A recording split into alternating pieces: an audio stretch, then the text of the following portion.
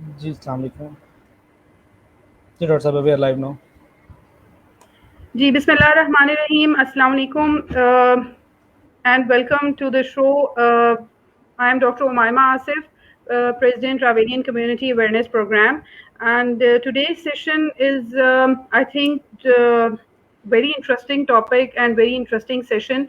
As far as our concerns are, we have our concerns regarding COVID-19, and we all know that this pandemic has created a lot of havoc in our life, not only regarding our health but also the mental health and the physical health as well. हम काम से लेके बच्चों के school से लेके अपने काम तक और घर से लेके बाहर तक हर जगह पे जहाँ पे हम जा रहे हैं वहाँ पे एक ही बात सुनाई दे रही है कि कोविड है और लोग खौफजदा हैं, आप बाहर क्यों निकल आए हैं, आप क्यों बाहर फिर रहे हैं, और जब आप घर जा रहे हैं तो घर में क्या एहतियाती तदाबीर कर रहे हैं, और अगर कोई खुदा ना खास्ता कोई पेशेंट घर पे है भी, किसी को कोरोना गॉड फॉरबिड हो भी गया है, तो लोग इस चीज को एक सोशल नॉर्म के तौर पे ले रहे हैं। वो उस घर से बिल्कुल हर तरह का ताल्लुक खत्म हो जाता है, लोग अपनों से दूर हो जाते हैं, बहुत सारे मेंटल स्ट्रेसेस आना शुरू हो जाते हैं फैमिली पे। लिटरली मैं पर्सनल अपने एक्सपीरियंस से बता रहे हैं कि किसी को कोरोना हो गया तो उसको ये लगता है कि बस हमारी जिंदगी खत्म हो गई है, अब हम शायद नहीं बचेंगे। Basically it is a game of nerves. इस सारे सिचुएशन में बच्चों को कितना अफेक्ट हुए हैं बच्चे, क्योंकि पिछले 6 महीने से वो घर बैठे हुए हैं, स्कूल्स बंद हैं, कोई सारी जो एक्टिविटीज हैं वो उनकी ऑनलाइन चल रही हैं। Thank you to some schools जिन्होंने ऑनलाइन एक्टिविटीज उनकी स्टार्ट कर दी हैं, तो वो किसी हद तक तो एंगेज हो गए हैं, लेकिन वो एक पीयर कांटेक्ट और फेस टू फेस अपने जो पीयर से बैठ के गपशप लगानी, अपनी टीचर से बात करनी, अपनी हर छोटी छोटी चीजें, स्पेशली जो छोटे बच्चे हैं वो एक छोटी सी छोटी बात भी अपने टीचर्स से जरूर शेयर करते हैं। सो वो सारी चीजें वो मिस कर रहे हैं, और बच्चे घर में हाइपर हो गए हैं, छोटी छोटी बातों के लिए जिद करने लग गए हैं, मेंटली डिस्टर्ब होते हैं, टीवी पे बहुत ज्यादा तवज्जो होने लग गई है, मोबाइल फोन्स गैजेट्स बहुत ज्यादा यूज होने लगे हैं, जिसका बहुत ज्यादा एक असर नेगेटिव इम्पैक्ट आ रहा है सबकी लाइफ के ऊपर। इन सब प्रॉब्लम्स को कैसे डील किया जाए, मेंटली बच्चों के साथ कैसे आपने डील करना है, उनकी मेंटल कंडीशन को बेहतर करने के लिए, स्पेशली जब अब ये स्कूल्स जाएंगे तो टीचर्स को क्या कैसे स्टेप्स लेने हैं, कौन कौन से स्टेप्स लेने चाहिए, स्कूल्स को क्या करना चाहिए, प्लस जो वर्किंग एनवायरनमेंट है, हम जब ऑफिसेज में जा रहे हैं, अब प्रॉपरली 9 to 5 ऑफिसेज ओपन हो गए हैं, सो लोगों के उस लिहाज से जो कंसर्न हैं और मेंटली जो अपने आप को वो अनस्टेबल और अनसेफ फील कर रहे हैं, उन सारी सिचुएशन से कैसे कूप अप करना है, कोई पेशेंट कोरोना का घर पे है उसको कैसे ढारस बंधानी है और कैसे काउंसलिंग करनी है, इन सब के सवालों के जवाब आज के प्रोग्राम में हम लेंगे। और हमारे साथ हैं mister Adil Ali, he is a clinical psychologist and he is founder president of माहिर नफ्सियात, जो कि एक ऑनलाइन रावेलियन कम्युनिटी अवेयरनेस प्रोग्राम की तरह ही एक प्रोग्राम वो रन करते हैं, फी सबिलिल्लाह करते हैं, और ऑनलाइन कंसल्टेशंस देते हैं, जो जिन लोगों को भी कोई मुश्किल होती है, कोई परेशानी होती है, तो वो डॉक्टर साहब से अपने मशवरे ले सकते हैं, और माशाल्लाह बहुत कीमती मशवरे देते हैं। तो health and mental well being के ऊपर हम आज बात करेंगे।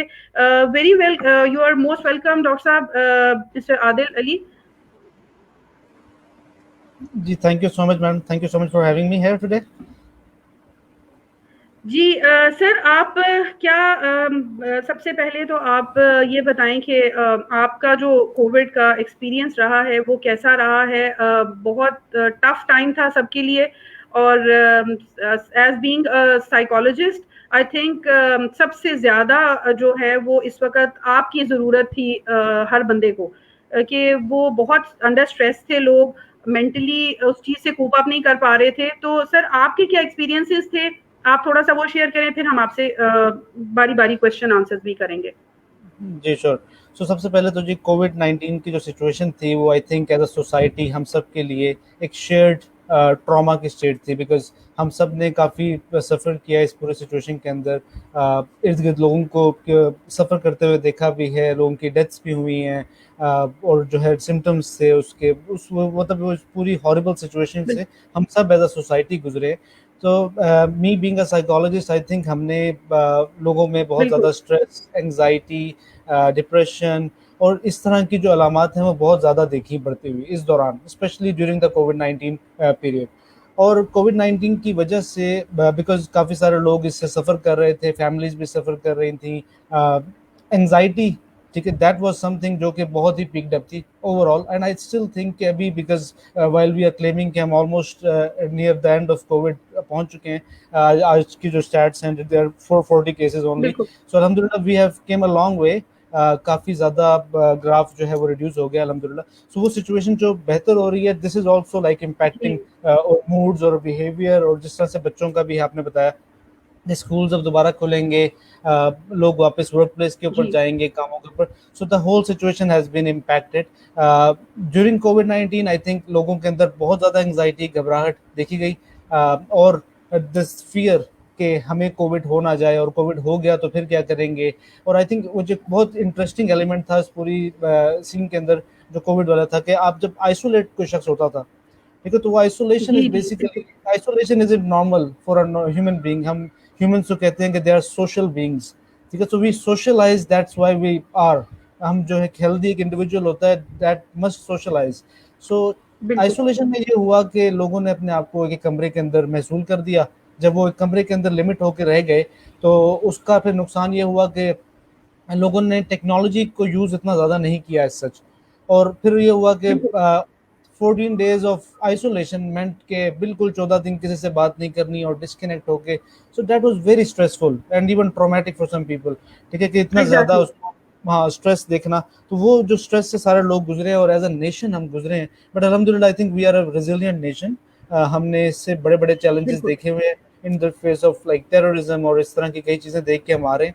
तो अल्हम्दुलिल्लाह, so we have coped up very well. और रेजिलिएंट के अलावा I think you will also agree as a doctor के, जितने अच्छे तरीके से हमने रिस्पॉन्ड किया है इन टर्म्स ऑफ लाइक बिल्कुल डेवलप की नो अपनी, डाउट अबाउट दैट बिल्कुल। सो अल्हम्दुलिल्लाह जैसे आपने बताया कि नाउ वी आर अल्हम्दुलिल्लाह at the verge of almost कि ये चीज़ एंड होने जा रही है। और अल्हम्दुलिल्लाह सबसे बड़ी बात ये थी कि the way our government responded, the way our doctors responded, it was marvelous. As being a third world country, it was very difficult for us कि हम सब यही सोच रहे थे कि अगर कोरोना आ गया तो हमारा तो जो है वो पता नहीं क्या बनेगा, हमारे हॉस्पिटल्स बंद हो जाएंगे, इतने केसेस आ जाएंगे कि हमसे संभालने नहीं होंगे। लेकिन अल्लाह का बड़ा करम हुआ, हमारी गवर्नमेंट के टाइमली डिसीजंस पे, हमारे डॉक्टर्स की फाइट के साथ उसका जीता जागता सबूत ये है कि इस वक्त पाकिस्तान में सबसे ज्यादा हेल्थ केयर वर्कर्स की डेथ हुई है। तो ये बात, ये अमवात, ये शोहदा उस चीज का सबूत है कि कितना अच्छा फाइट बैक किया गया है हमारे लोगों की तरफ से, हमारे डॉक्टर्स की तरफ से, पैरामेडिकल स्टाफ की तरफ से। तो this is very much appreciated. अच्छा अल्हम्दुलिल्लाह, सर ये बताएंगे आपके अब जब बच्चे जा रहे हैं, अब ऑलमोस्ट कह रहे हैं जी, गवर्नमेंट कह रही है कि हम ऑलमोस्ट स्कूल खोलने के लिए हैं, यूनिवर्सिटीज ओपन करने लगे हैं। आप ये बताएंगे कि इस 6 महीने के अंदर जो बच्चे घरों में रह गए, बैठे रहे, कुछ इनिशियली तो कोई लाएअमल तैयार नहीं हो रहा था, फिर आहिस्ता आहिस्ता स्कूल्स ने ऑनलाइन क्लासेस शुरू की। वो जो एक टर्मोइल था, जो पूरा एक पीरियड था जिससे अब बच्चे निकल के दोबारा स्कूल्स में जाएंगे, आपको क्या लगता है कि मेंटली उस वक्त बच्चों की क्या कंडीशन थी, किस कर्ब से वो गुजरे होंगे, और अब जबकि वो स्कूल्स में जाएंगे तो कैसे उनको दोबारा उस ट्रैक पे लाना है? डेफिनेटली वो सारी चीजों से कट ऑफ हो गए हैं, उनको वापस ट्रैक पे लाने में बहुत टाइम लगेगा। 6 महीने बहुत बड़ा अरसा होता है, बड़े बंदे भूल जाते हैं तो बच्चे तो फिर बच्चे हैं। तो आप काइंडली मुझे ये बताइएगा कि क्या, कैसे वो सिनेरियो जो 6 महीने का था उसमें बच्चों की क्या कंडीशन थी? डेफिनेटली आपकी बहुत सारी आपकी लाइजॉन रही होगी, लोगों ने आपसे पूछा होगा, सो उसका भी बताएं। जब स्कूल में बच्चे जाएंगे तो टीचर्स को या घर में पेरेंट्स को उनको कैसी काउंसलिंग करनी है, क्या कहना है कि बच्चे अब दोबारा ट्रैक पे आहिस्ता आहिस्ता वापस आ जाए? सो बिल्कुल ठीक है। सो सबसे पहली चीज़ तो ये कि जब स्कूल्स जो ये पीरियड गुजरा है, सो 6 मंथ्स का जो गैप गुजरा है, सब स्टूडेंट्स ने ये फेस किया है because schools were closed. So I think we rightly prioritise कि बच्चों की जो हेल्थ है they are more important than the education. Definitely. So this is something that we all agree के उनकी हेल्थ वाज अ प्रायोरिटी। सो इस वजह से ये बंद हुए स्कूल्स। सो अब ये है कि इस 6 मंथ्स का period, so no one was practically ready for this मेरे ख्याल में। फैमिलीज वर जी, नॉट रेडी फॉर दिस। कई बच्चे घरों से, so I mean let's imagine this, I want to give you a scenario कि हर फैमिली जो है they are not happy family, right? So there are बिल्कुल, families that are broken families. There are children who are neglected and abused at their own houses, जिनके उनके true, वालदेन उनके साथ abuse करते हैं, उनके uncles aunties abuse करते हैं। So for बिल्कुल, them school and academic institutes was an escape, right?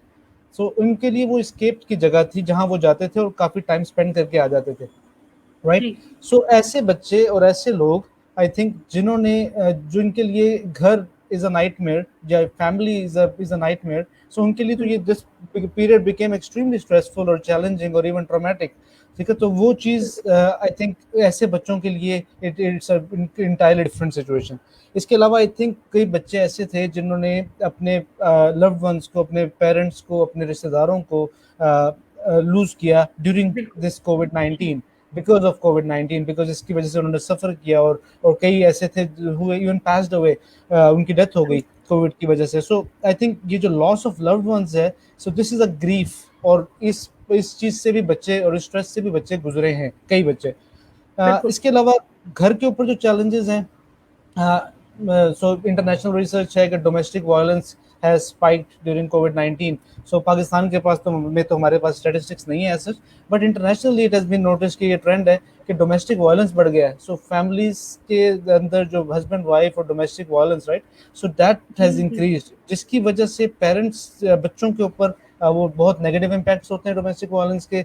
और एंड वो बच्चे जो घर पे 6 महीने के लिए फुल टाइम है, so they have to see more of domestic violence। so imagine कि उस फैमिली की ट्रू, सिचुएशन क्या होगी। जी, उसके अलावा बहुत मैंने कहा कि abuse, so physical abuse, verbal abuse, because obviously देखें, अब आप पेरेंट्स के परस्पेक्टिव से सोचें तो they are also like got financial challenges जो उन्होंने फेस करने हैं। कोविड की वजह से कई नौकरियां चली गई, बिजनेसेस का लॉस हो गया। So I mean look at them कि वो अपने स्ट्रेस के अंदर हैं।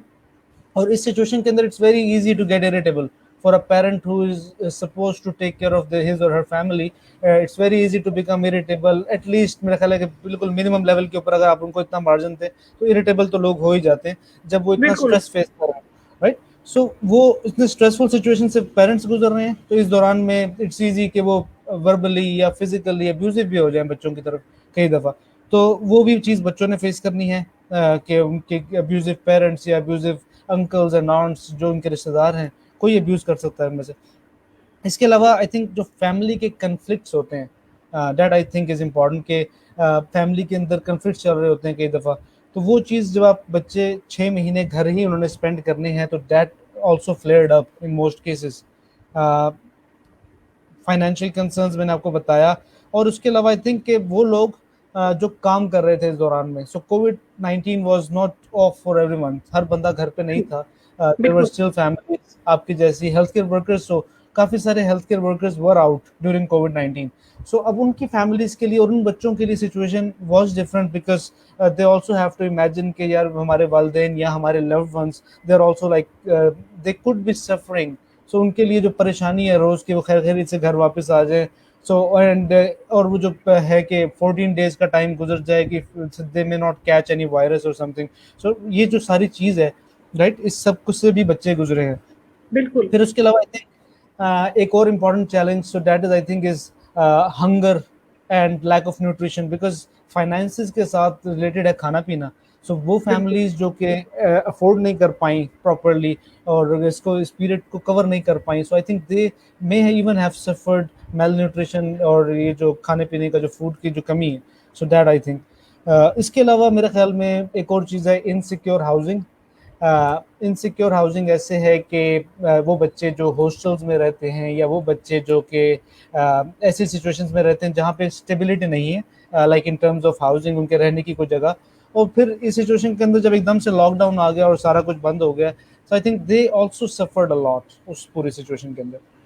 तो ये कुछ चैलेंजेस हैं जो मेरे ख्याल में बच्चों ने फेस किए हैं इस कोविड-19 के पीरियड के दौरान। बिल्कुल बच्चों ने किए हैं, बहुत सारे स्ट्रेसेस देखे हैं, मेंटल स्ट्रेस, फिजिकल स्ट्रेस, जैसे डॉक्टर साहब ने बताया कि वर्बली भी अब्यूज किया गया, फिजिकली भी अब्यूज किया गया। अब्यूज सिर्फ एक ही हम टर्मिनोलॉजी के लिए यूज नहीं करते कि उनकी कोई फिजिकल अब्यूज है, मारना, बच्चों को मेंटल स्ट्रेस देना, ये सब भी बच्चों के लिए एक अब्यूज ही है। और किसी हद तक बाज जगहों पे वालदेन भी, हम ये नहीं कह सकते कि वालदेन जस्टिफाइड थे, उसको और तरीके से बच्चों को खूब किया जा सकता था, लेकिन वो खुद उस ट्रॉमा से गुजर रहे थे, मेंटल ट्रॉमा से, कि कारोबार बंद हैं, दुकानें बंद हैं, खाने के लिए कुछ है नहीं, किराए देने हैं मालिक मकान को, वो भी सर पे खड़ा हुआ है, और घर में भी सौदा खत्म हुआ हुआ है। So this was really period of like बहुत स्ट्रेसफुल पीरियड था। सो अब मुझे ये बताइएगा कि अब चलें, अल्हम्दुलिल्लाह वो सारा एक फेज किसी हद तक खत्म हो गया।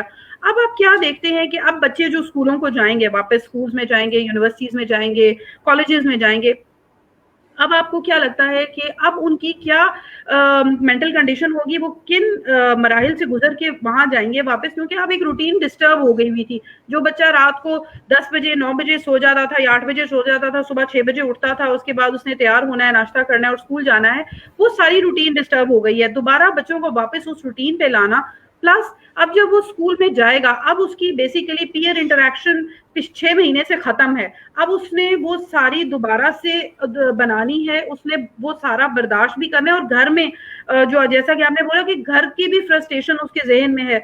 ये नहीं होगा कि जब बच्चा स्कूल जाएगा और किसी दोस्त ने या किसी ने कोई छोटी सी बात भी कह दी तो वो फ्लेयर अप होके झगड़ा कर सकता है उसके साथ, क्योंकि वो घर से मेंटली भी स्ट्रेस में ही आया हुआ है। तो क्या ये शुरू शुरू के दिनों में हम ये सारी चीजें देखेंगे?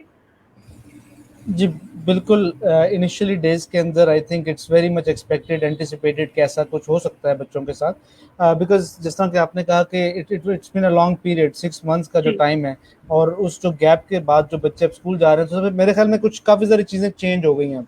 सो एक तो चीज़ ये कि वो बच्चे वो जो कलीग्स के साथ अपने जो पहले इंटरैक्ट, और फिज़िकली भी काफ़ी हद तक इंटरैक्ट कर लेते थे, शेकिंग हैंड्स, जी, interacting, tapping on the back, right? So जी, ये जनरल जेस्चर्स हैं जो बच्चों को वैसे ही अच्छे लगते हैं, फिजिकली एक दूसरे को टच करना, हैंड शेक करना, मिलाना, right? So this is something जो अब पूरी की पूरी चीज इक्वेशन में से काफी हद तक निकल गई हुई है, निकल गई।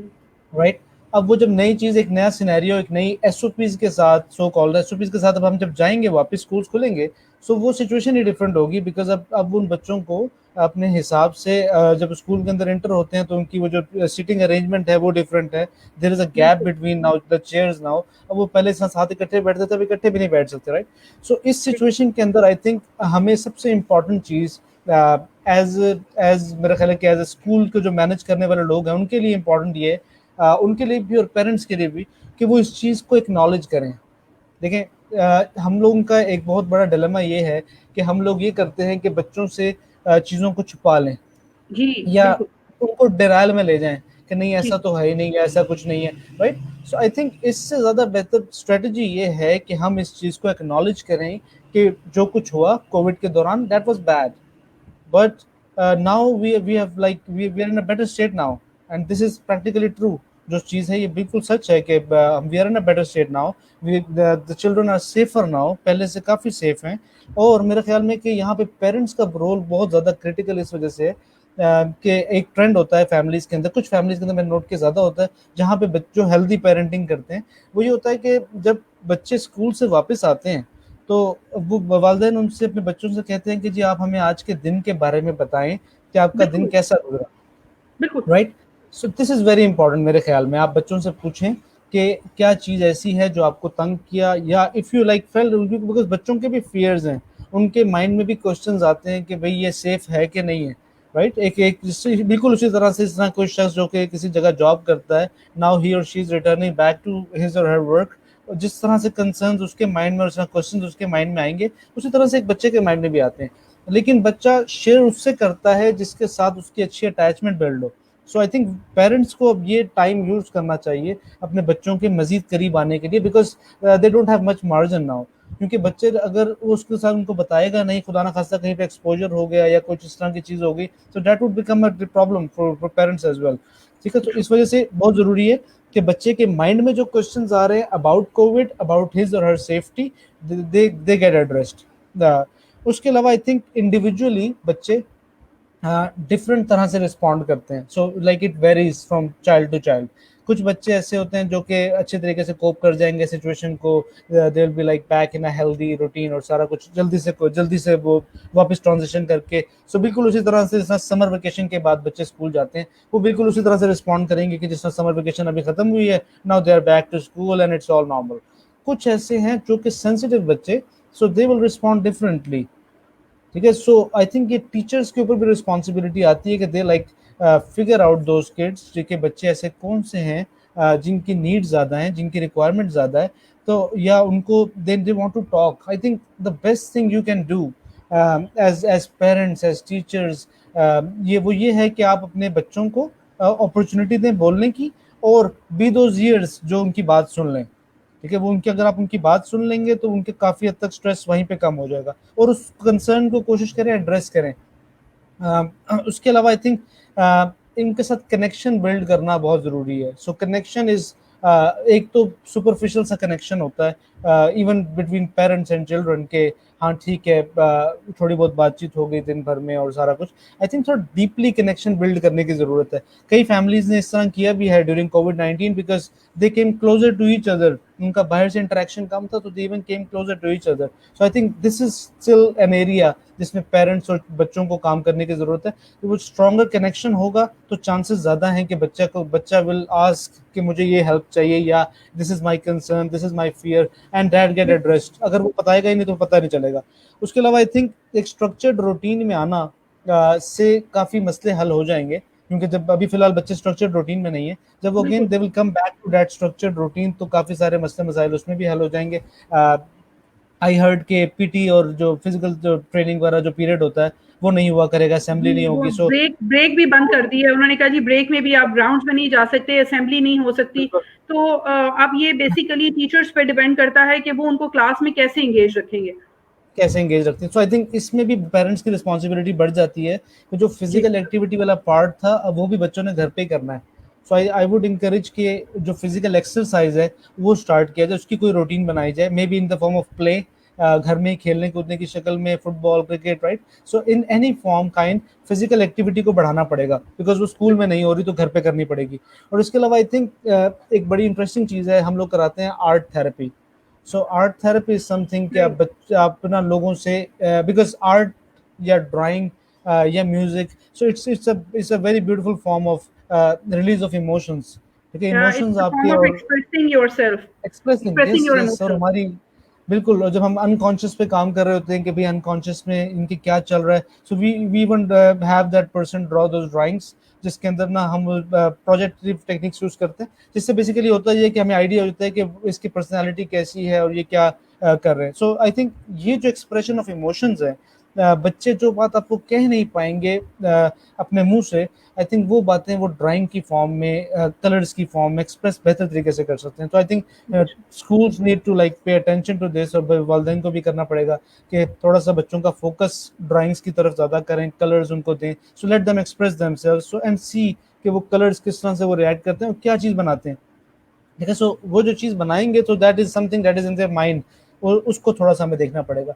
फिर इसके अलावा I think mindfulness is very important. Mindfulness का मतलब ये होता है कि staying in here and now, so right now, here in this specific, in this very moment. So past में जो कुछ हुआ that we don't think about that, future में जो होने वाला है we even not don't think about that, we only focus on this present very moment। सिर्फ इस मोमेंट के ऊपर फोकस करना। इसकी एक्सरसाइजेज भी होती हैं जो बच्चों को भी करानी चाहिए। इसके अलावा डीप ब्रीदिंग एक्सरसाइजेज होती हैं जो बच्चों को करानी चाहिए। इससे ये होगा कि ओवरऑल थोड़ी सी उनकी एंग्जाइटी रिड्यूस हो जाएगी, और they will cope up better जो सिचुएशन है, जो सर्कमस्टेंसेज हैं उनके साथ। बच्चों की मेरे ख्याल में, जी प्लीज। जी मैं ये पूछना चाह रही थी कि एज बीइंग अ साइकोलॉजिस्ट आप कौन सी ऐसी एक्सरसाइजेज, मेंटल एक्सरसाइजेज या जो आप डीप ब्रीदिंग की जैसे बता रहे थे, आर्ट्स का हमने आपने बता दिया, ये बहुत ज़बरदस्त चीज़ है कि आप बच्चे एक्सप्रेस करते हैं और बहुत अच्छे तरीके से, बहुत खूबसूरती से एक्सप्रेस करते हैं। अगर आप उनके हाथ में कलम और पेपर पकड़ा दें या कलर पेंसिल्स पकड़ा दें, बहुत खूबसूरती से एक्सप्रेस करेंगे। सिर्फ मुझे ये बताइए कि कौन सी ऐसी एक्सरसाइजेज हैं जो आप चाहते हैं कि पेरेंट्स कराएं या स्कूल में टीचर्स बच्चों के साथ थोड़ा सा टाइम देके उनको करा दें, ताकि उससे थोड़ा सा बच्चे का स्ट्रेस रिलीव आउट हो जाए और जो उसके डेफिनेटली जो उसके कंसर्न्स हैं रिगार्डिंग कि हमें बाहर नहीं जाने दिया जा रहा, हमें खेलने नहीं दिया जा रहा, हमें अपने फ्रेंड्स के नजदीक नहीं बैठने दिया जा रहा, तो थोड़ा सा उस चीज को एक्सेप्ट करने लग जाए। तो हम किस कौन सी ऐसे एक्सरसाइजेस हम उनसे करवा सो सकते हैं मैंने टीचर्स मैंने को मैंने करा? दो एक्सरसाइज का नाम लिया। So first I think is deep breathing exercise. So deep ठीक। ब्रीदिंग में ये होता है कि आप उनको इंकरेज करते हैं कि they like take a deep breath. So hmm. Inhale करते हैं अपनी नाक के साथ, इस बिल्कुल डीपली इनहेल करते हैं, स्लोली ठीक। ग्रेजुअली। सो अपनी नाक से इनहेल करते हैं, 1 सेकंड अपने चेस्ट के अंदर जो है वो सांस को रोकते हैं और मुंह से एक्सहेल करते हैं। ठीक। और इसकी पूरी एक सेटिंग आप बिल्कुल, you need to be like setting firmly, अच्छे तरीके से आपका पोस्चर ठीक होना चाहिए। So I think this is a very good exercise, schools के अंदर बिल्कुल इजीली प्रैक्टिस हो सकती है। और इसके बिल्कुल अलावा ठीक। माइंडफुलनेस की भी एक्सरसाइजेज हैं, जिसमें ठीक। बच्चे को अवेयर किया जाता है here and now. So this situation like this very moment के ऊपर उस बच्चे का फोकस लेकर आया जाता है, ताकि वो सोच सके और ज़्यादा अपने इन्वायरमेंट के से ज़्यादा हो सके, उसके बारे में ज़्यादा अवेयर हो सके। एंड दिस रियली हेल्प्स, ताकि बच्चा फ्यूचर के बारे में ज़्यादा ना सोचे, एंग्जाइटी कम हो जाती है, और पास्ट के बारे में ज़्यादा ना सोचे, डिप्रेशन की फीलिंग्स में ना जाए। और उसके अलावा आई थिंक मेरे ख्याल में एक स्लीप की जो हाइजीन है और जो स्लीप की रूटीन है बच्चों की, वो भी बहुत इंपॉर्टेंट है बच्चों को। बिकॉज जिस तरह से आपने कहा कि बच्चे फिर लेट सो रहे हैं, सुबह लेट उठ रहे हैं, स्कूल तो जाना नहीं था पहले। सो अब जब schools are reopening, I think this is a very good time to readjust that, because this was suppose to happen, schools में खुलना ही था वापस। और अब आई जी। थिंक ये वो टाइम है जब वो फिजिकल जो है आपकी जो हाइजीन है, स्लीप की एक रूटीन है, उसको ठीक करने का टाइम आ गया। Again early to bed early to rise, that that is perfect, वो सबसे बेहतरीन चीज़ है। और 8 hours, 8 to 9 hours of sleep बच्चों को मिलनी चाहिए। बिल्कुल ठीक है। अच्छा डॉक्टर साहब, आपकी मौजूदगी से फ़ायदा उठाते हुए एक और छोटी-सी चीज़, ये तो हमने बच्चों से रिलेटेड बात पूछ ली। एक और आजकल डिलेमा बहुत ज़्यादा है कि जिन लोगों को कोरोना हो जाता है, बेशक कोई बहुत ज़्यादा अलामात नहीं भी हैं, वो लोग समझते हैं कि बस अब हमारी ज़िंदगी ख़त्म हो गई है, अब हम कुछ नहीं कर सकते और अब बस हम हमें हॉस्पिटल में डाल देंगे तो हम लोग मर जाएँगे। क्या क्या ऐसी चीज करनी चाहिए एज बीइंग फैमिली मेंबर्स को, उस बंदे को खुद भी, कि हम एज बीइंग हेल्थ प्रोफेशनल हमें ये बात पता है कि कोरोना उस तरीके से अब अटैक नहीं कर रहा, जीन्स म्यूटेट हो गई हुई हैं, वायरस म्यूटेट हो गया हुआ है, तो प्रॉपरली उस तरीके से अटैक नहीं करा, फिर भी एहतियात इलाज से बहुत बेहतर है। लेकिन फिर भी अगर किसी को खुदा ना खास्ता कोरोना हो जाता है, तो आपको क्या आप क्या उस बंदे को कहेंगे कि उसको क्या मशवरा देंगे कि उसको कैसे इस चीज से कोप अप करना है? कौन सी ऐसी चीज है वो जो 14 दिन उसने आइसोलेशन में रहना है, तो क्या ऐसी चीजें वो अपने पास रखे या उसको फैमिली मेंबर्स प्रोवाइड करें जिससे उसका वो आइसोलेशन एक बड़ा अच्छा टाइम उसके लिए हो, जिससे उसकी फिजिकल और मेंटल हेल्थ पे और वेल बीइंग पे कोई असर ना पड़े, बल्कि एक अच्छा इम्पैक्ट पड़े, और जब वो वहां से निकले तो वो एज फ्रेश एज बिफोर हो, may be more than that. तो आप क्या ऐसे मशवरा देना चाहेंगे ऐसे लोगों को? देखिए, सबसे पहली चीज़ तो हमने काफ़ी सारे लोगों के साथ ड्यूरिंग कोविड-19 पे इसी चीज़ पर काम किया कि we actually help them realise कि it's not entirely a bad thing, कि हम्म। ठीक है, आई अंडरस्टैंड कि इट्स अ डिजीज़ और सारा कुछ वायरस है, लेकिन it's not everything is still bad in life. You are safe, आप ज़िंदा हैं, और जो मोर्टेलिटी रेट है वो बहुत कम है विद कोविड-19, और स्पेशली इन पाकिस्तान के कॉन्टेक्स्ट में बात करें तो बहुत ही कम है। So we work with the people कि हाँ, there are still things, instead of looking at it कि ये कोई बहुत बड़ा डिजास्टर आ गया, कोई प्रॉब्लम आ गई है, look at it as an opportunity perspective के ये आपके लिए एक अपॉर्चुनिटी है, ये वो टाइम है that you have been looking for काफ़ी अरसे से। ठीक है, जिस तरह हम्म। के लोग हैं कि बुक किसी ने रखी होती है कि मैं इसको पढ़ूंगा जब मुझे टाइम मिलेगा, और वो टाइम कभी मिल नहीं रहा होता। सो इस तरह से किसी ने कोई बुक लिखनी होती है, या कोई और राइटिंग करनी होती है, और कोई और एक्स्ट्रा करिकुलर एक्टिविटी होती है जो वो समझता है कि उसके लिए, जिसको बड़ा एंजॉय करता है, लेकिन उसको टाइम नहीं इस चीज़ का मिल रहा था। सो आई थिंक वो टाइम अब चूंकि मिल गया है, ड्यूरिंग दिस आइसोलेशन पीरियड, सो उसको लाजमी यूज़ करें और उस एक्टिविटी को करें जो आप सोच रहे थे, काफ़ी अरसे से प्लान कर रहे थे। इसके अलावा आई थिंक कि सेकंड चीज़ ये कि जिस मैंने पहले कहा था कि सोशल डिस्टेंसिंग, जो जो टर्मिनोलॉजी यूज़ की, इसको काफ़ी लोगों ने क्रिटिसाइज भी किया, इसी वजह से किया कि it's not that you should socially distance yourself. It was more कि आप फिजिकली खुद को डिस्टेंस करें, बिल्कुल। सोशली कनेक्टेड रहें, सोशली कनेक्टेड रहें। So I think it's important कि लोग during isolation period as well socially connected रहें एक दूसरे के साथ, और इंटरेक्शन को इनफैक्ट मजीद बढ़ा दें इन टर्म्स ऑफ वेब। ये वीडियो कॉल की टेक्नोलॉजी है, इट्स वेरी गुड कि आप किसी से भी बिल्कुल। बात कर सकते हैं, तो जिससे आपने बात करनी, even if you are isolated तब भी आप बात कर सकते हैं। आप कॉल भी कर सकते हैं किसी को, रेगुलर एक सिंपल से कॉल आप कर सकते हैं फ़ोन के ऊपर, तब भी आपकी बातचीत हो जाएगी। इंटरनेट का दौर है, कंप्यूटर आपके पास है, so you can still do a lot of things. अगर आप अपने आप को मिजरेबल फील करना छोड़ दें, और इसका ट्रीटमेंट भी इस तरह से आपको पता है कि बिल्कुल सिम्टोमेटिक ट्रीटमेंट है, तो there is no big science, और सिर्फ आपको एटमोस्ट खुद को और अपने घर वालों को बचाना है इस चीज़ से। और अगर खुदा न खास्ता इन्फेक्ट हो भी जाएँ, so then also the opportunities कि आपको उसको मज़ीद फैलने से रोकना है, और अपने आप को एंगेज रखना है, बिज़ी रखना है इन टास्क जो आप एंजॉय करते हैं। कई लोगों ने वर्क फ्रॉम होम किया है while they were suffering from COVID, so काम भी आप कर सकते हैं। इट्स नॉट कि आपको इंटायरली रोक देता है। बिल्कुल। लोग फ्रीलांसिंग करते रहें कंप्यूटर्स के ऊपर, सो वो काम भी कर सकते हैं। So there are a lot of opportunities if you look for them. So I think we should look for them, especially वो लोग जो isolated हों, especially during the isolation period. Great. ढालते हैं वक्त के साथ, उस सिचुएशन में अपने आप को कैसे ढाल लेते हैं, ये चीज़ मैटर करती है। जैसे डॉक्टर साहब ने बताया कि अगर किसी के पास बुक है और पढ़ने का टाइम नहीं था, तो that was the best time कि आप उसको यूटिलाइज कर सकते थे।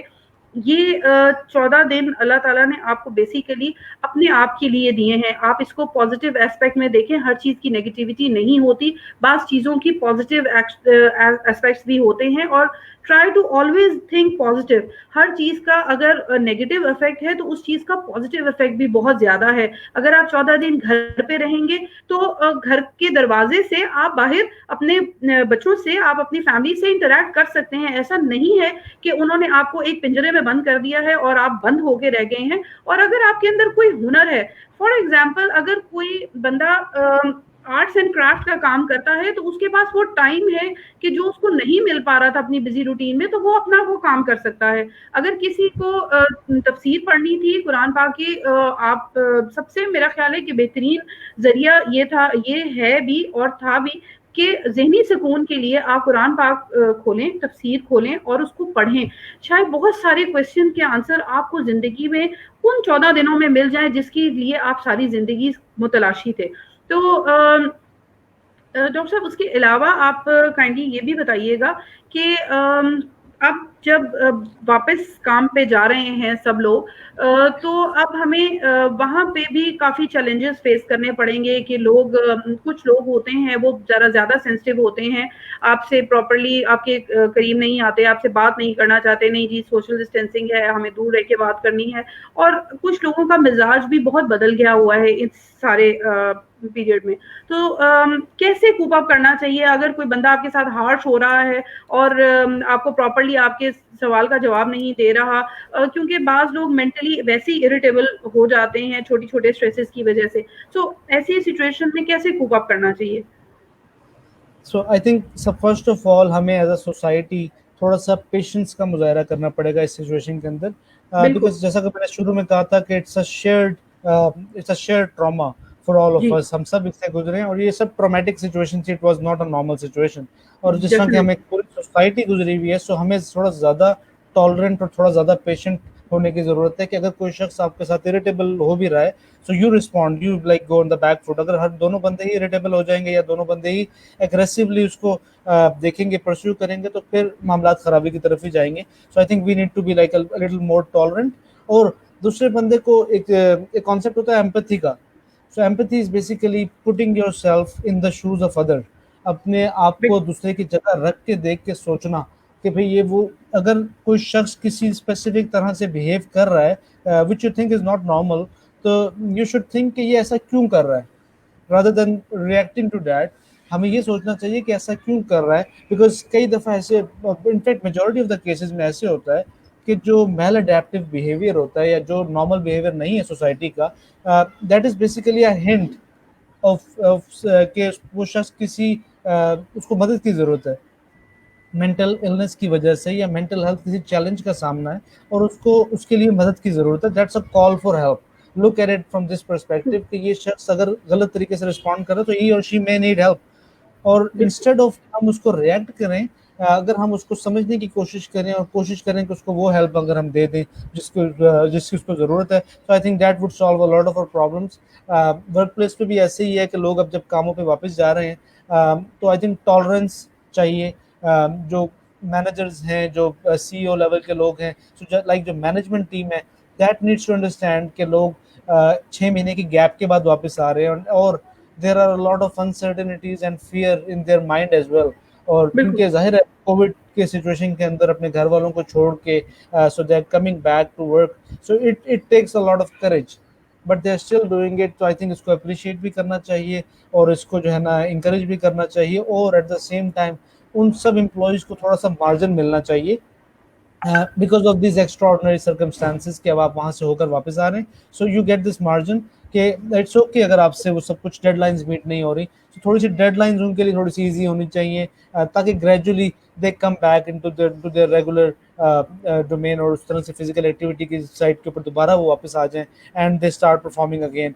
सो I think it's very important कि हम इसको इस तरह से करें। और आई थिंक एक और चीज़ इंपॉर्टेंट ये है कि एक कॉन्सेप्ट होता है हमारा ग्रुप्स का। सो ग्रुप्स बेसिकली ह्यूमंस जो है वो ग्रुप फॉर्म्स के अंदर काफ़ी अच्छे तरीके से रिएक्ट करते हैं, और बिल्कुल।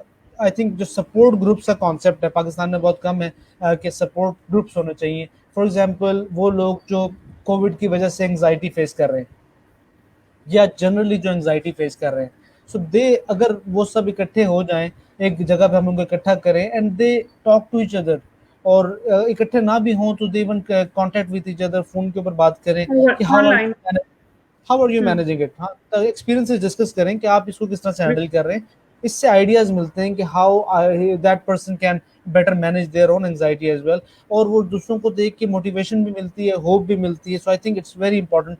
ये हम ड्रग एडिक्ट्स के साथ बहुत ज़्यादा करते हैं, अल्कोहल एनोनिमस ग्रुप्स होते हैं, सो एक मीटिंग्स होती हैं उनकी, सो उनके साथ भी होता है generally anxiety depression. I think हर चीज़ का सपोर्ट ग्रुप बना सकते हैं and that helps a lot, वो हमें क्रिएट करने चाहिए at work place as well. जब आप अपने काम पे वापस जाएं तो I think because it's not something जो एक बंदे के साथ हो रहा है, इट्स समथिंग जो म्यूचुअली हम सब शेयर कर रहे हैं, इस ट्रॉमा को और इस सब अनसर्टेनिटी को और इस एंग्जाइटी को।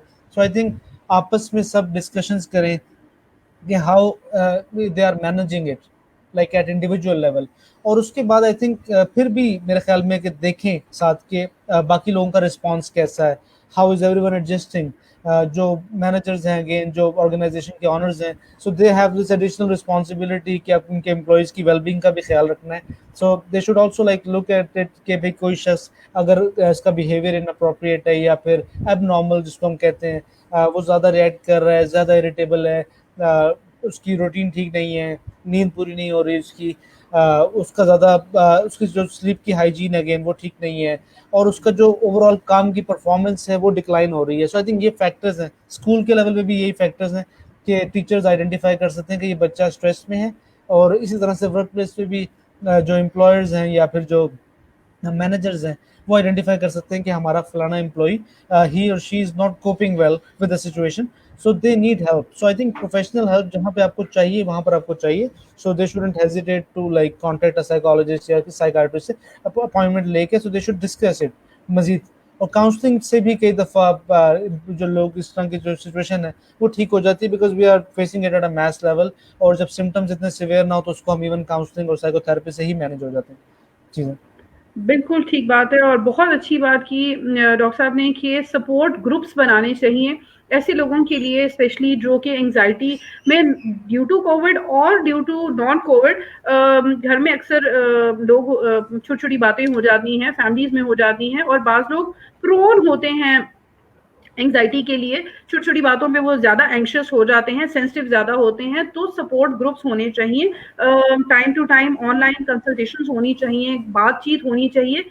Definitely man is a social animal. जब तक वो दूसरे से अपनी बात नहीं करेगा, अपने आप को एक्सप्रेस नहीं करेगा, अपने ख्यालात का इजहार नहीं करेगा, शेयर नहीं करेगा, उस वक्त तक वो मेंटली डिस्टर्ब रहेगा, मेंटल ट्रॉमा में रहेगा, और ये जो है it's not for good, it is for bad. ये एक विशियस सर्कल चल पड़ेगा and that can lead to very bad situation.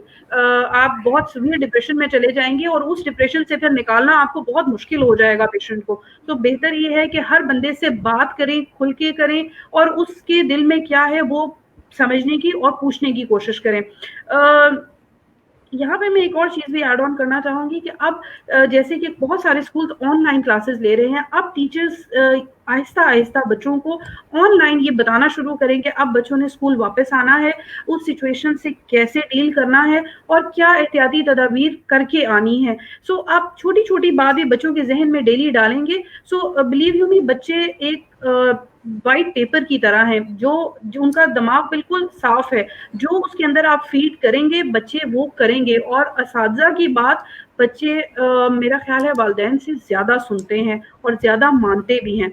As B teacher, जितने भी लोग हमें सुन रहे हैं, जितने भी वालिदैन हमें सुन रहे हैं, उनसे रिक्वेस्ट है कि बच्चों के साथ टाइम स्पेंड करें। मोबाइल फ़ोन्स और बाकी चीज़ों से थोड़ा-सा इज्तनाब करके इस वक़्त बच्चों पे तवज्जो दें, उनसे इंटरैक्ट करें, उनको समझाएँ, उनकी काउंसलिंग करें। बच्चे बहुत समझदार होते हैं, छोटी-सी बात बताने से भी वो चीज़ वो फ़ॉलो करेंगे। इसी तरह टीचर्स भी यही रिक्वेस्ट है कि उनसे डेली इंटरैक्ट करें, उनको आहिस्ता-आहिस्ता वापस रूटीन की तरफ लाने की कोशिश करें।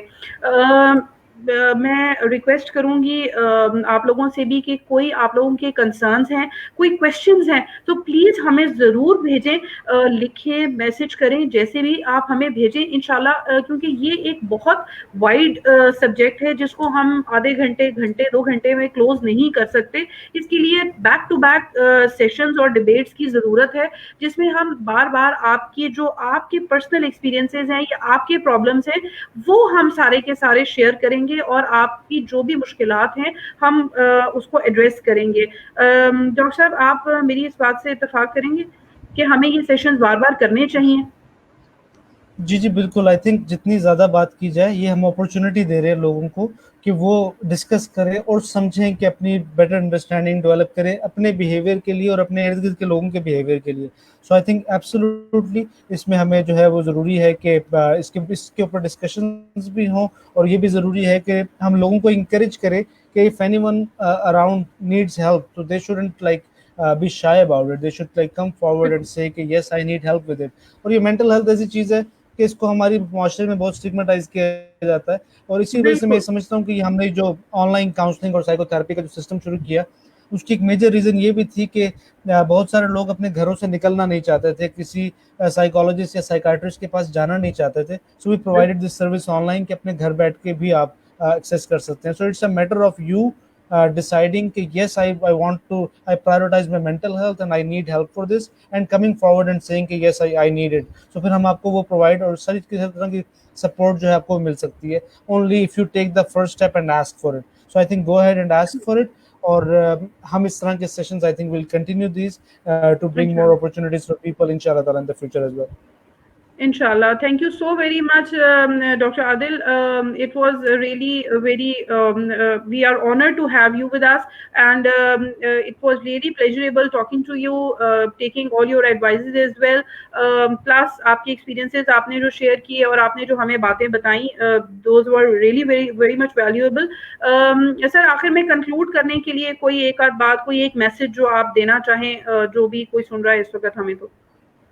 जी, जी, बिल्कुल। सो आई थिंक हमें मैं जिस तरह मैंने कहा था पहले भी, so let me again summarise this and say this के it's been a traumatic period जो कोविड का गुजरा है हम सब के साथ। As a society it's not been easy, हम सब ने बहुत मुश्किल फेस की है, but again we are resilient nation. हमने पहले भी बहुत सारे चैलेंजेस फेस किए, एंड दिस टू ऑल्सो हमने बहुत अच्छे तरीके से परफॉर्म किया और काफ़ी अच्छा तरीके से इससे कोप अप किया। नाउ इट्स टाइम कि इसके जो कॉन्सिक्वेंसेज हैं, so like post COVID time के अंदर एडजस्टमेंट के ऊपर हम आ गए हैं। So I think we need to be a little more tolerant, a little more patient, ताकि एक दूसरे को हम मौका दें, एक दूसरे की बातचीत सुन सके। अगर किसी के माइंड में कुछ चल रहा है, कोई क्वेश्चन आ रहे हैं, तो उसको कोशिश करें एड्रेस करें, स्पेशली बच्चों के जो क्वेश्चन हैं उनको एड्रेस किया जाए। और इसके अलावा आई थिंक जो एक दूसरे के साथ हमारा ताल्लुक है, उसको बॉन्ड को थोड़ा स्ट्रॉन्ग करने की ज़रूरत है with the parents, with co-workers and with everyone, so ताकि जैसा कि आपने भी कहा कि humans are social beings, social animals. So जब हम हमारा जो सोशलाइजेशन है, it keeps us sane and healthy. So socialization की अपॉर्चुनिटीज जो है ना, उसको क्रिएट करें और मजीद बढ़ाएं। अपने रिश्तेदारों से बात करें, फ़ोन के ऊपर बात करें, डिस्कशंस करें और मिलें जुलें, और वो सारे काम करें जो आप समझते हैं कि जो आपके मेंटल हेल्थ के लिए अच्छे हैं। अपनी नींद अच्छे तरीके से पूरी करें, किताबें पढ़ें, एक्सरसाइज करें, हमने कहा माइंडफुलनेस की एक्सरसाइज करें, ब्रीदिंग की एक्सरसाइज करें। So I think these are the things that you need to do. और from teacher's perspective I think हमें जो एजुकेशन है, yes it's a priority for all of us, लेकिन right now the circumstances are different.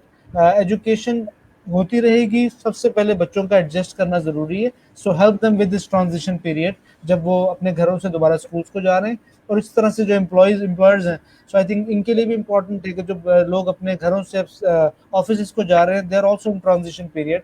सो उनके लिए थोड़ा सा facilitative ground दें उनको, ताकि उनको थोड़ा सा मार्जिन हो and they gradually cope up with it. बिल्कुल, it was excellent talking to you. और जैसे कि डॉक्टर साहब ने बताया कि बच्चों के साथ स्पेसिफिकली आप उनको टाइम दें, आप उनसे बात करें, उनको समझाएं, वो इंशाल्लाह ज़रूर आपको बहुत पॉजिटिवली रिएक्ट करेंगे आपके साथ, आपकी बात समझेंगे भी। और थोड़ा सा उनको टाइम दें, एकदम से हम उनको एज बीइंग पेरेंट्स एकदम से पकड़ के हम उनको स्कूल भेज देंगे तो ऐसा नहीं है कि वो पहले दिन जाते ही अपनी किताबें खोल के पढ़ना शुरू कर देगा। उसको थोड़ा टाइम दें, घर पे उसको टाइम दें, उसके साथ डिस्कशन करें। टीचर्स का भी ऐसे ही है कि स्कूल में बच्चों के साथ डिस्कशन करें, सेशंस रखें, बच्चों के एक्सपीरियंसेस उनसे शेयर करें कि आपने पिछले 6 महीने में घर में बैठ के क्या क्या काम किए हैं, उनको अप्रिशिएट करें छोटी छोटी बातों पे। मेरा ख्याल है कि हम बहुत अच्छे तरीके से इस ट्रांजिशन से निकल जाएंगे।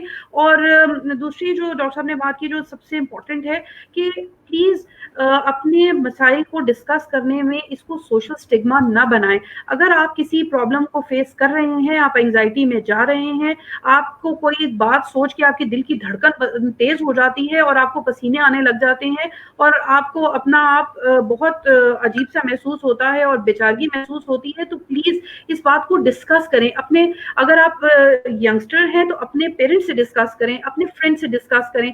प्लीज किसी दूसरे बंदे के पास जाने से पहले अपने रिश्तेदारों से के पास जाएं, जो आपके बिल्कुल क्लोज हैं, अपने टीचर्स हैं, आप उनसे डिस्कस करें। डॉक्टर साहब का ऑनलाइन प्रोग्राम चल रहा है माहिर नफ्सियात के नाम से, आप इनसे फ्रीलांस आप इनसे मशवरा कर सकते हैं। प्लीज अपने दिल की बात अपने दिल में ना रखें, इसको एक्सप्रेस करें। जब आप इसको एक्सप्रेस करेंगे तो अपने कंधे से बहुत बड़ा बोझ और अपने जहन से बहुत बड़ा बोझ उतरता हुआ महसूस करेंगे। कुरान पाक की तिलावत करें, उसकी तफसीर पढ़ें, उसका तर्जुमा पढ़ें, बहुत सारे मसाइल का हल और जहनी सुकून आपको वहां से मिल जाएगा। बड़ों की बात सुनें, टीवी देखें, अपने आप को अच्छी किताबें पढ़ने की आदत डालें और वहाँ से आपको बहुत सारे प्रॉब्लम्स हैं जिनके आपका हल आपका निकल आएगा और आप मेंटली भी अपने आप को सुकून में महसूस करेंगे। छोटी छोटी बातों पे रिएक्ट करने से बेहतर है कि थोड़ा सा सब्र कर लें। बर वक्त हर बंदे को जवाब देना हाजिर दिमागी नहीं है, ये आपको बहुत सारे मसाइल में लेके जाएगी, जबकि इस्लाम ने खामोशी को बहुत बेहतरीन करार दिया है। सो हर चीज़ का जवाब देना ज़रूरी नहीं होता, बाज़ बातों में खामोशी आपको बहुत बड़े मसाइल से बचा सकेगी। Thank you so very much doctor Adil. मैं आपका दोबारा शुक्रिया अदा करती हूँ और मैं रिक्वेस्ट करती हूँ जो thank you doctor Umaima for conducting it so nicely. आपका भी बहुत बहुत शुक्रिया, आपने बहुत अच्छे तरीके से सारे क्वेश्चंस किए और उसको बड़े ऑर्गेनाइज तरीके से हैंडल किया। Thank you so much. Thank you so very much. और जो लोग हमें देख रहे हैं प्लीज़ हमसे ज़रूर सवाल करें, अपने प्रॉब्लम हमसे शेयर करें। हम रेस्ट एश्योर्ड कि आपका नाम, आपकी कोई चीज़ एक्सपोज नहीं की जाएगी, सिर्फ आपके सवालों के जवाब दिए जाएंगे। आप वो सवालों के जवाब सुन के शायद आपकी जो है जो ज़हनी कोफ्त है थोड़ी सी वो बेहतर हो जाए। हमें सुनने का बहुत बहुत शुक्रिया। इंशाल्लाह जब भी हम कोई नेक्स्ट सेशन करेंगे और बहुत जल्द करेंगे तो आपको उसके बारे में इतला दे दी जाएगी। बहुत बहुत शुक्रिया।